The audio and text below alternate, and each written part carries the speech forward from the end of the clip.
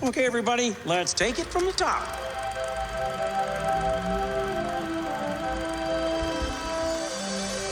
To all who come to this happy place, welcome. Hi ho, everybody, and welcome back to D Plus Us Weekly, the show about shows exclusive to Disney Plus, where we talk about them episode by episode, week by week, for our enjoyment and yours. I'm one of your hosts, Griffin Tennell, Griffin D-Pad, and with me is the wonderful, the amazing, the excellent, the extraordinary Mr. Mitch George. How are you doing? My childhood is back, and I'm so goddamn happy. It is such a great, fantastic show that we are back to talk about today.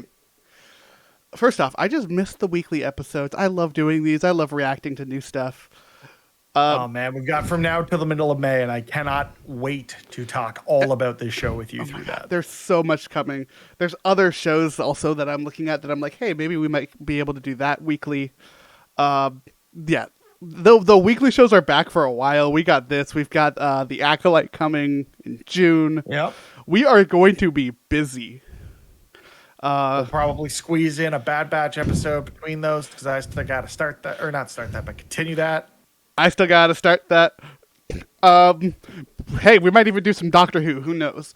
If you want to talk to us all about that Doctor Who, hit us up in the comments. Let us I know. fell off the Doctor Who train like A while ago. when did the Matt Smith era end? I don't remember. Because I fell off during the Capaldi years, so I want to say like probably Hey, new 8 Doctor. to 10 years ago. New Doctor is a great time to get in. So, or get back And in, yeah. I guess. Exactly. Anyways, we're not talking about all that. There's plenty of stuff coming in the future, so go check out those episodes when they are around. But we are talking, Mitch, about X-Men 97. Yes, we are. Finally here. I can't Finally believe out. it's real. I got beef immediately with this show. I hate you already. I got beef. This show made me like Cyclops. It does and it doesn't because he's still a dick. I've had but he's 30... Well, here's the thing. I've had 30 years of largely hating Cyclops, with the exception of one time where Cyclops was a criminal. But he's still a dick, but he has some great moments in these two episodes. oh, you can I retweeted it, but you could tell that the animators love Marvel vs. Capcom. Yeah. God. Yeah, Cyclops was actually fun to watch on this, which is wild. I still hate Scott Summers. But You're not supposed to like Scott Summers. So that's fine. I think we are by the end of this show. But I don't know. This next little bit, I mean, full spoilers for these first two episodes off the top, because I don't think there's any way we avoid it. Like, with the way that second episode ends, he could end up looking like a real dirtbag. Well, if here's they do what I think they're going to do. what with Madeline Pryor and the fact that she's been a clone since roughly Phoenix? Basically, since Jean Grey. Okay, the thing that this show is going to do, which I'm very surprised, is it's going to redeem that last season of the original X-Men animated series. It already where Jean kind of Grey is. just randomly shows up like it doesn't matter, and it does, because her randomly showing up isn't actually her. So here's my theory for you. I think it already is. I think it's That's already it. redeeming It's- that. I don't know how they've already done it, but they've done it already, and we're only 2 I episodes can in. tell you Like, what how the hell? it is entirely with Jubilee. Yeah. Season 5 is like so much around Jubilee, right? And like I think that's its biggest strength. But like seeing Jubilee actually have character agency in this episode, or these episodes, so great. I love this character so much. There's so much to talk about, so let me hit you all with the details before we really deep dive into this. Even though we're already spoiling everything to Kingdom Come. We're already there. We're talking Right. about episodes 1 and 2. To Me, My X-Men and Mutant Liberation Begins. Yeah, what a fantastic show. Before we talk about anything else, though, in plot, we got to talk about the intro. It's perfect. It's so good. Having everybody in it. And even just looking at the 2 episodes, the fact that it changes. Mm-hmm. So like as the main characters in an episode change or people come and go from the core team, we're going to see that. We see Sunspot show up in this first episode. Roberto DaCosta. DaCosta, thank you. And then you see Magneto join the main cast as part of episode 2, and he ends up as part of the main intro. Spoilers, obviously, for these first But two also episodes. seeing Morph and Bishop in there as well. Morphin Bishop. I do think that Storm won't be in there until she's back with the team. Like that, it just seems like that's what's going to happen, and it's going to be cool to see that as characters come and go just over the course of these 10 episodes. Yeah, looking at what's And ahead. just shout out to Kevin Feige. Like you couldn't do this without the animated theme. We've heard it. Like we heard it in Multiverse of Madness. We heard it in Miss Marvel. We heard it in the Marvels, I think. Right? Did we hear that at the end? The Marvels? No, not the Marvels. In Miss The Marvel. Marvels. Well, no, and the Marvels, it was the Days of Future Past theme, I believe. It was one of the ones from the live action Fox movies.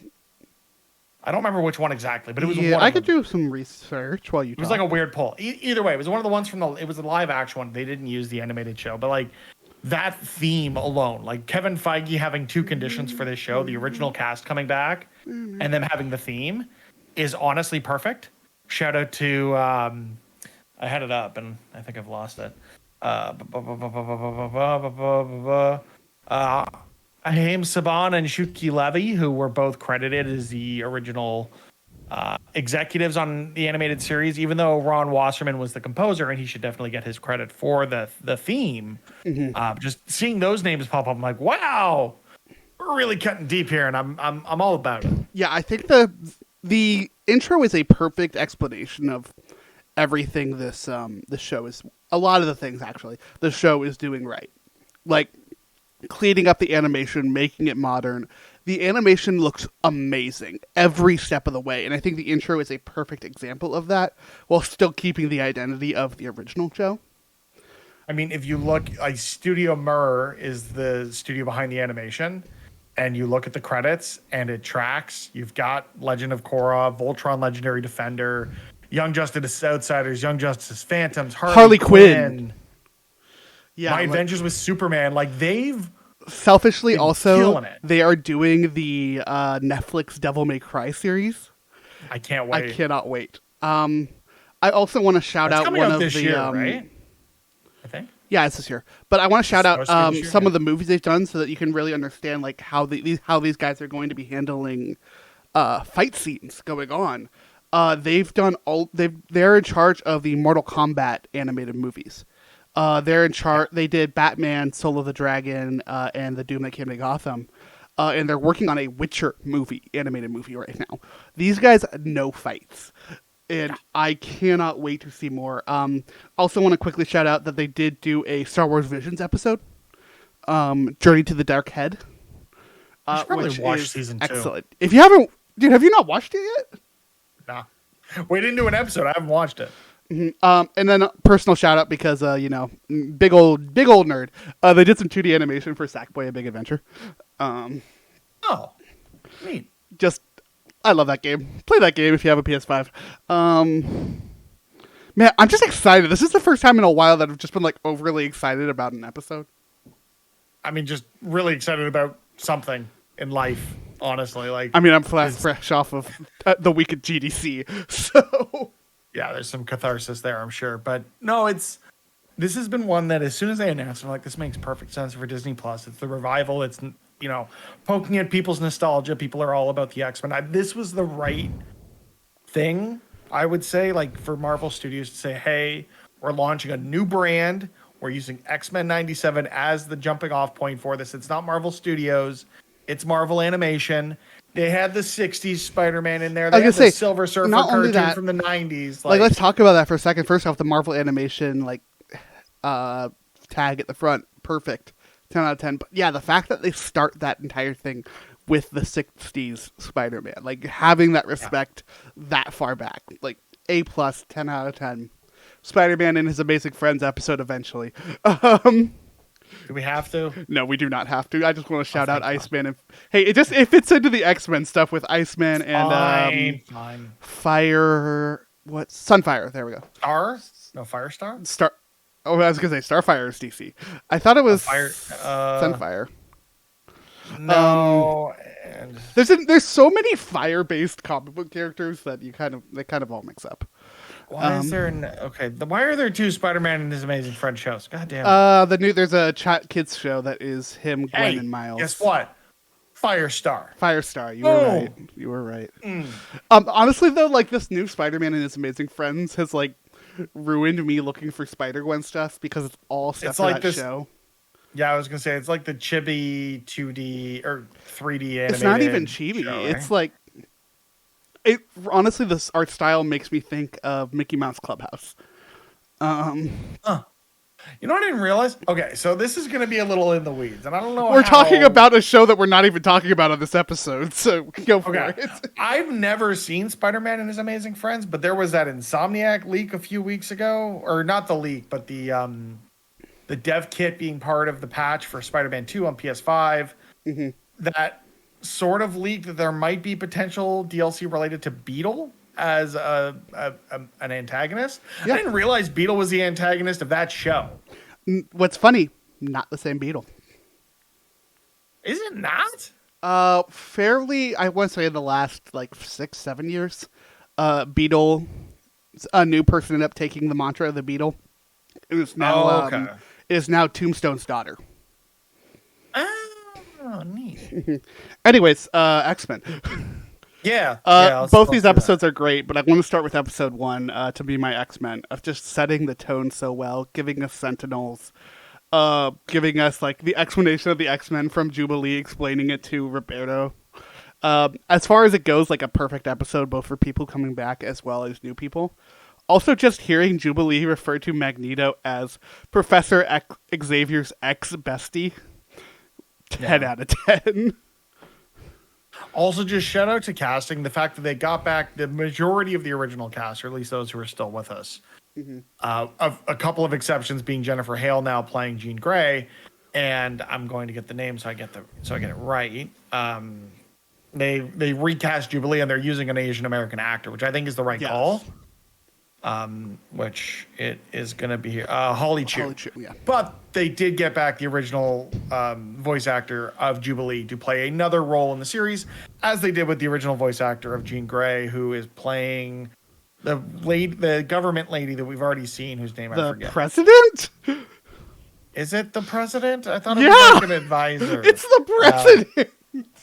Okay. Well, that just shows you how I'm just there for the pew pews, not the fact that she's in like the old like workout attire from that one show that I could never remember the name of, but I know it because they're kind of funny. Like so good. No, Dr. Valerie Cooper. She's not the president. Oh, they were talking to the president at one point. They were talking about the president. Oh, I could have sworn she was the president, but I could have sworn that they got rid of Robert Kelly, but. Maybe she's just going to be a proxy for Robert Kelly. I don't know. It doesn't matter. It doesn't matter. But yeah, it's great. The fight scene's so good. But like, just in general, those creepy, broken, like Sentinel graveyard shit. Well, that, but also just the Mega Man, Mega Buster, Sentinel Arm things were cool. Mm-hmm. And I just... The thing about this episode makes Scott Summers look like he's such a badass and a cool dude. Of like that first fight, he shows up and he grabs Roberto's just like, "Hold on, kid," and he uses his optic blast to like move himself around the room. And shit. So good, like, so cool. Yeah, it is cool. And like, I want to talk about it here because we get to see the most of her here. But God, Storm is just so badass. Okay. And I have a theory as to why they're doing the story arc with her that they are. But we can talk about that when we talk about episode 2. I think it just fits in really well with Magneto being the leader of the X-Men. That's exactly where I'm at. But yeah, all of this, like having to go back to Henry Gyrick and Jean kind of getting the premonition of like, hey, here's what this whole season's going to really be about. All of it's so damn good. Like I'm going to go rewatch this episode, honestly, after we're talking about it. Because, like, it's just so fun, so great. And again, Sentinel fucking Graveyard. Like, not a thing I ever thought we needed, not something I've ever thought about, but now that I've seen it, that's all I want. Yeah. I need them to do Sentinels justice in the MCU. I do think we'll get it. I will say, Days of Future Past got pretty close. Mm-hmm. They got closer. And shout out to Peter Dinklage, who played a great Bolivar Trask. Yeah. I feel like the movies have always nailed, like, the people that are behind these horrible things. Like, Gyrick, Trask, the people in Weapon X and X2. Like, they've nailed that. But yeah, the Sentinels have been something that's a little bit more difficult to nail, being that they're giant building-sized robots. Yeah. Man, Beast really got inside a Sentinel. That was cool. That was neat. Yeah. And you know what? I love the animated series Beast. Like, it's just... I also love how like big of a villain like the first Master Ball was, and then they just cap his ass in this one. It's almost like they went in there and lobotomized him before we even got into this episode. It was kind of just there as a foil of the week, which I kind of liked. Of just like, we're going to use this episode to reintroduce the audience to these characters, what they've been, what they like. You basically use Jubilee to be like, hey, Roberto, this is who everyone is because you're I don't think it's reintroduction. And that was kind of great. I think because like a lot of people are not going to go back and rewatch the original. You should. Parts of it are great. They really also should. I grew up on it, so like this is just tickling my nostalgia bone in the best way. But there's a whole genre, what's up, of Marvel fan now that never watched that show growing up. So I really think it was a great. Yeah, I feel old again. I really think that this was a great introduction to all of it. Like, get it going right off the bat, only to like fully pull the rug out from you at the end of this episode with Magneto showing up with Charles Xavier's will. Yeah. Also, just R.I.P. X-Jet. It only made it through halfway through the first episode. Yeah, that was. Or got blown to shit, leading to one of, if not the most badass superhero landings of all time. So again. good. Cyclops, goddamn MVP of the episode, catches himself with his goddamn laser eye. I think it's if they don't do that in the MCU, I'm gonna be pissed. So I think it's Avengers versus X-Men where it happened. It might have been or it was either that or like House of M or something. Where it was like a bunch of people together. And there's this great moment where like the plane that there's like 30 superheroes in blows up. And like Captain America shouts out like, "Flyers, grab who you can." It's genuinely one of the most badass moments in comic books. It's like any time when they do shit like that. See ya on the ground, like, oh my god, so good, so good. Moving on to no. Before we do, give them the forecast. Oh my god, that was what I was getting to earlier. Like the lightning hitting the sand and crystallizing it. Like, oh my god, so good. Totally using that for inspiration for some D&D stuff that I'm writing right now. And by writing, I absolutely mean procrastinating on writing. Hey, call lightning's an OP spell, all right? It's all good. Yeah, like it was just so damn cool. And like, I feel like they had something to prove in that first episode, and they proved it. I don't know what they had to prove. I don't know what, but they proved it. They killed it. I think what it is for me is like, again, a lot of my joy in this was fueled by nostalgia. But I think to your point, what they needed to prove in this episode is this isn't just here for nostalgia's sake. And I think they did that both, character development, animation, action. It was all there. Yeah, like it's so the good. thing that like makes me love this show so much is the writing is so much better than the original. Like ridiculously, the tier of writing that this is versus the original is on a whole nother league. I think the thing for me that resonates the most for this is you can tell that this show was created by fans of the original series who, like myself, have now grown up and become adults, and they're now trying to tell a more adult story aimed at adults rather than an animated show back in the 90s that was aimed at kids to sell toys. Yeah, I think it's very much a thing, like I said, of this show is going to feel like how you remember the Unit 90s show, not how the 90s show was. You can go and watch or listen to our episode all about the original show, and that's one of my big critiques of it, is it very much feels old and is a animation style and show style of the past that we don't really have anymore for good reason. This is the more modern style of show. It's only 10 episodes. It seems like, albeit there's going to be some episodes that have their own centralized story, it's all going to play into an overarching narrative. Next week's episode presumably being all about the Demon Queen. Presuming We'll that see. based off of the ending of episode 2 and the name of episode 3. It's literally called Fire Made Flesh. Yeah, that would track. Well, yeah, let's talk about the second episode, Mutant Liberation Begins. There's so much to break down in this episode. This really nailed the, hey, let's talk about that, like, mutant, that struggle of the X-Men that is the underlying narrative for the entire original show, but isn't really used to as much as I personally would like. They nail it here, though, with the trial of Magneto, with the Executioner. Executioner's entire speech about mutants whining is something marginal. You ask any marginalized person today, and they have heard that exact speech. Like, it hits the nail on the head so well, and I think they do a great job of tying all this up, bringing Magneto into it, having the Jean and Scott storyline. I do have one problem with it, though. I get that for the X-Men, you know, Charles Xavier isn't dead. He's legally dead on Earth, but he's gone to space to get healed by space wizards, or however you want to refer to the Shi'ar Empire. It's been 6 months. No one took the time to read his goddamn will. 6 months. I get it. Estate planning is hard, but like you had 6 months. You shouldn't have been surprised by this. See, that's what happens when a show just ends. Yeah, no, you're totally right, but that's one of those where it's like, okay, moving on. Suspension of disbelief. I got it. But like, you think you try to settle his estate before you move on to fighting dudes in a warehouse with Mega Man blasters. Like, come on. At the same Priorities. time, look at the X-Men. There's like one person there that could manage that, or two people there. Really, it's just Jean and Beast are the only people in that building I was gonna say, that could pretty handle much that. just Beast. Like, not Jean's even got her own shit. Jean's with, like you know, massively being a clone pregnant and right having a now. baby. Yeah. Like, yeah, it's just Beast, and there's no way Beast wants to do that. Nah.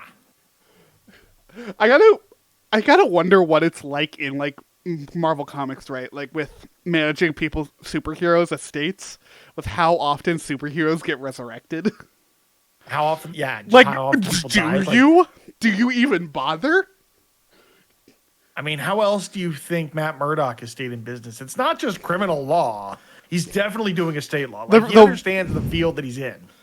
Well, that's the thing. He doesn't stay in business. That law firm keeps fucking closing. He should have gotten into estate law. He has a bunch of contacts. Also, I don't even get when it. they are in business, everyone else is doing most of the work. Let's be honest here.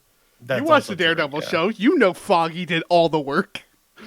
I still gotta watch. I think I only watched like the first 2 seasons. I do want to go back. I've been watching it in pieces because I want to watch all of it leading up to Born Again, which I think is still slated for next year. Yeah, we'll see with the reshoots and whatnot, but in the whole new script. The whole new everything. Yeah. We shall see. Anyways, bringing it back to this actual show. Although I still want to know what people think about superhero estate lawyers. Let us know in the comments how you feel about superhero estate law. There's so many different storylines to hit in this single 30-something minute episode. We got Magneto, we got Jean, we've got Rogue, we've got Storm. I think Storm's the place to start. Storm's depowered at the end of this episode. They lose one in mega level mutant and replace her with another. Again, like I was saying earlier, I think this makes sense to set up the right power dynamic with Magneto within the team, where we've seen Magneto lead the X-Men at times in the comics, and it does seem like they're building to a story here that maybe it is Utopia, maybe it is something else, but with Genosha presumably joining the UN, which they mention here, as well as if you look at the synopses on IMDb, there are episode synopses that hint at that being a major plot point this season. Mitch could you not look help at himself from reading them. I will help myself, and I will not read them. Yes, you will. You know you will. You know you want to. The only way I read them is if you pressure me into reading it. Let's just be honest. It's very easy to do. You're gonna read them. No, it's gonna be interesting to see where this goes. Like, do we get Hellfire Gala this season? Like, that would be cool.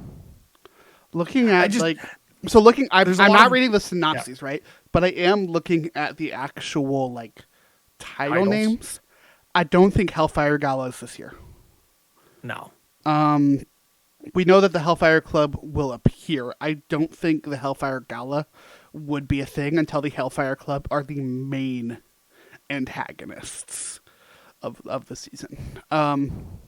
This is a show where Is it going to be called the Hellfire Club, or is it going to be whatever the hell they referred to them in the original show? 'Cause they didn't want to use the word hell on TV. I think they already announced that they were going to call them the Hellfire Club. I think they did that when I they figured showed they were. I think the pictures of yeah, they characters. referred to them as the Inner Circle in the original one, Which is a cool name for a secret society. yeah, which they actually use that name in Wolverine and the X-Men as well. Mm-hmm. They didn't want to use Hellfire in a children's cartoon, but yeah, I fully expect it to be the Hellfire Club when it does pop up. There's so many cool things that they're going to do, and I'm going to, I'm really curious how they're going to handle the Madeline Pryor situation, as well as what that's going to do to the power dynamic within the team between Scott and Magneto, and the inevitable return of Charles Xavier. Because apart from that cameo in the first episode, which, shout out to Morph just being Morph. And being Morph and, And the way Morph fights is so cool. I mean, Morph is just going to be a cameo machine this whole series, and I'm so for it. We got Angel, we got Colossus, we got Psylocke, we got Sabretooth. I hope we get more. I hope we actually get Psylocke like in this season. I don't think we will, but like I think it'll just be the cameos. And I'm okay with that, to be honest, because I do think like Morph is a really good vehicle for that. Also just shout out to them making Morph non-binary here as well, and them only putting on the male face when they're going out. Yeah, and that's how Morph always was. Like now we have a actual term for it and name for it, and it's perfect. So Morph already. If you look at comics, whether they were Morph or whether they were Changeling, they're the definition of gender as a construct. 1,000%. Frankly, if we're really being honest here, gender does not make sense for shapeshifters. So it's kind of perfect. I love it. I'm trying to remember. Did we get into Nightcrawler's parentage in the X-Men episode that we did? Yes, we did. We did. Yes, right? we did. And I need to break that out. That is just like, yeah, we're not going to go back to that. Go to that episode and listen to the whole Nightcrawler parentage thing and how they retcon that, or just go and Google it. But it's a thing. Like, Yeah. it literally, gender is a construct in the Marvel universe. Yeah. For a lot of these characters. And also is in reality. But that's beside the point. Well, yes. It is, yeah, it's fiction mimicking or mirroring what it is in reality as well. Right, yeah. I want to bring it back in a little bit to some actual story points in here. And I want to talk about Rogue. Rogue, who, I think it's the same voice as the original, right? Yes. Which is weird because it's the only voice that felt off to me at first. See, Wolverine felt off to me because I don't think Cal Dodd, who is the actor that played Wolverine in both the original and this one, can get that same raspy tone without really hurting himself. So I understand why he's doing it a little differently, but it did feel off. And then obviously Matthew Watterson coming in to voice Magneto, as the original voice of Magneto had passed away. See, he didn't feel off at all to me. The only voice that felt off to me at first was Rogue, just because I expected her accent to be significantly stronger. Yeah. But it's still great. But yeah, this whole backstory to us alluding to her having a relationship with Magneto during her time at the Brotherhood of Evil Mutants. Interesting that we're going that route. I'm here for it. It's going to be interesting to see how that, we've seen Gambit to be a hothead in the original series. I expect that character trait to carry through here. So Magneto can touch her. Presumably he's manipulating magnetic fields. I know they've done it a few different ways in the comics with Rogue stealing part of Polaris's power and that being why their magnetic fields are able to interact and stuff like that. I do expect this is just going to be some hand-wavy thing of Magneto's got superpowers, just go with it. And I'm curious to see where that goes. I'm curious on two fronts. First off, how this whole relationship thing goes. I hope that it is just a storytelling tool to tell us more about Rogue and Gambit's relationship. As far as that relationship between Magneto and Rogue has always felt really weird to me. with the age gap that lies there. Yeah. What I really hope this does, though, is lets us see more of Rogue's past. We see bits and pieces of it in the original, but I would love for us to see the actual events of her and Captain Marvel. Will we? Who's to say? Probably not this season. I do think I think in the original series, the episode that we got on her origin was probably enough because it did feature Carol Danvers and the coma and all that. Yeah, but we get it very briefly. It's more of a story about Mystique. And for what it's worth, that character model, just in general, for Carol Danvers, pops up all over the original show. It's kind of hilarious how much it pops up. But like, I would love us to get more references to that, get more of those cameos. I think that was really the strong point of 97 or the original series, and I think we can do it better here. I mentioned it briefly, but let's talk a little bit more about Executioner. So good. Didn't expect them to go that way with this. What about how they are horrible and it's just the Friends of Humanity essentially being MAGA? It's a pretty good comparable with the current political landscape going on in pretty much every country. Honestly, I don't think any country is immune to Trumpism politics right now, unfortunately. Yeah, here. Yeah, I thought it was really well handled. Especially the moment at near the end of the episode where Magneto ends all of it. Like that one line he has of just don't make me let you down. Mm-hmm. Oh. But I think the whole meaning behind all of it, like, I don't know about you, but like the minute he pulls everybody off the ground, I'm like, okay, so he's bringing everybody up to kill them. Yeah, he's Magneto of old.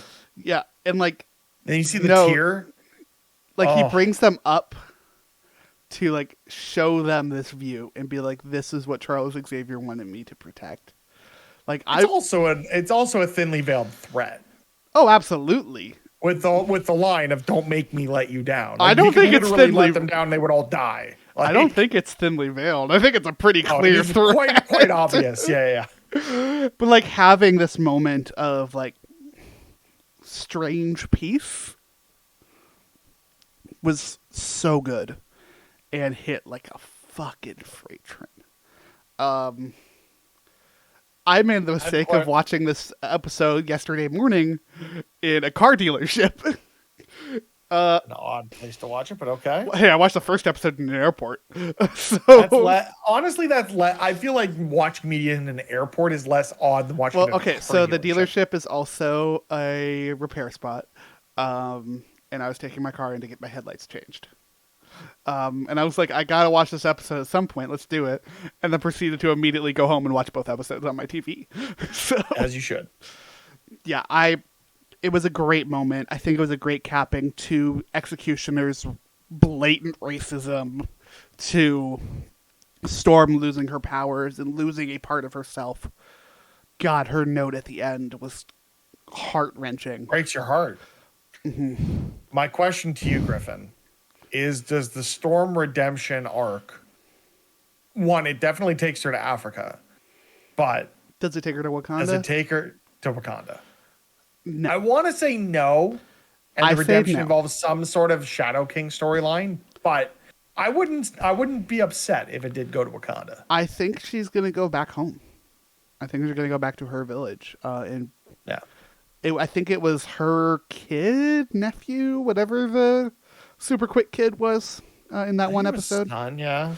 Whoever that is, I think it's going to be more around that stuff. I also can tell you I think it's going to be resolved in episode 7. I'm making that prediction right now. Episode 7 being titled Bright Eyes. I'm calling it now.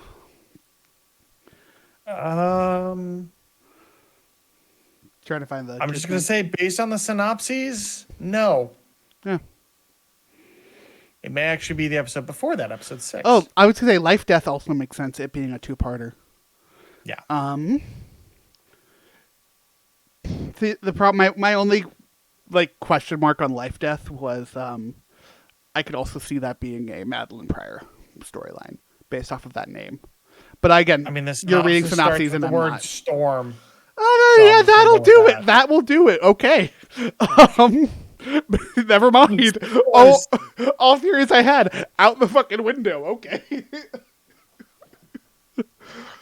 Yeah, I'm excited for these multi-parters. Life, Death being 2 parts. Tolerance is Extinction being 3 parts.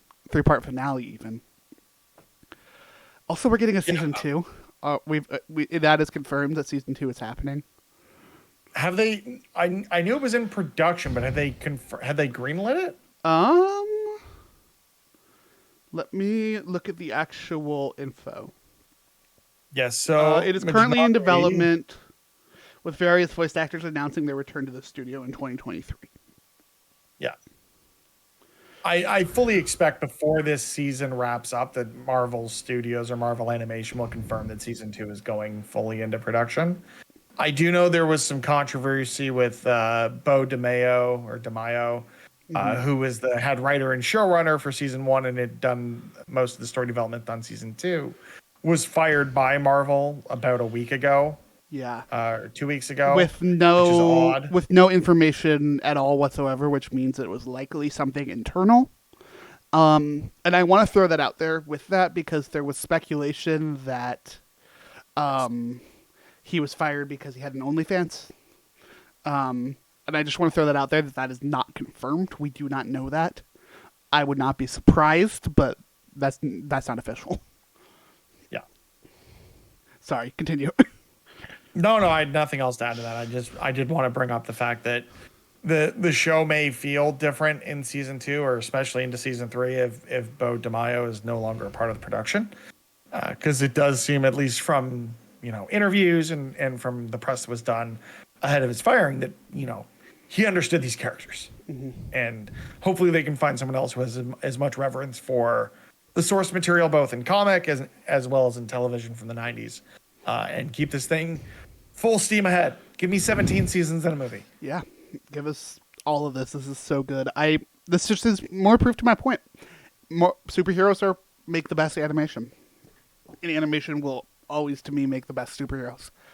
Shout out to Young Justice and Avengers: Earth's Mightiest Heroes. Yeah. 2 of my favorite animated shows of all time. One of those we will eventually, finally, do a goddamn episode on. Have we still not done that episode? We on still Young have not done Justice? that up. Well, okay, I hate you.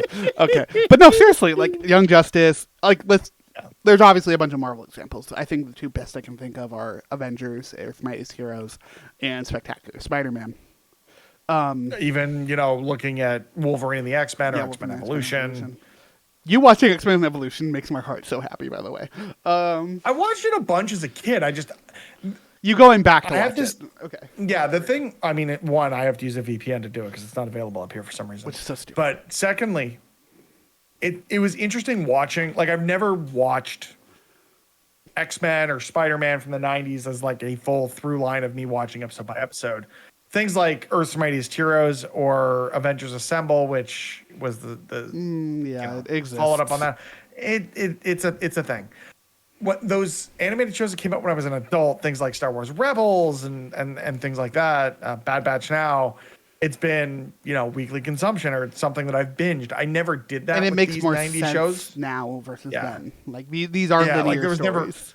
never. There really wasn't a way to do it with the things that I grew up with in my childhood, which includes something like X-Men Evolution, where I would just watch it when it was on, and it was great. And Spike was cool, and he did Spike things. Like, Oh yeah, it's X-Men very- Evolution is a Monster of the Week show, but it Exactly. is the best of its kind, and I stand by that. yeah, I can't wait to continue But yeah, to go to through my that. point, like, even like obviously we have Marvel examples, and we have a shit ton of DC examples of like superheroes are best in animation, like Batman the Animated Series, Justice League and Justice League Unlimited, Young Justice, Teen Titans, Teen Titans, or even outside of all those, of the DC animated films. outside of that, Invincible, like.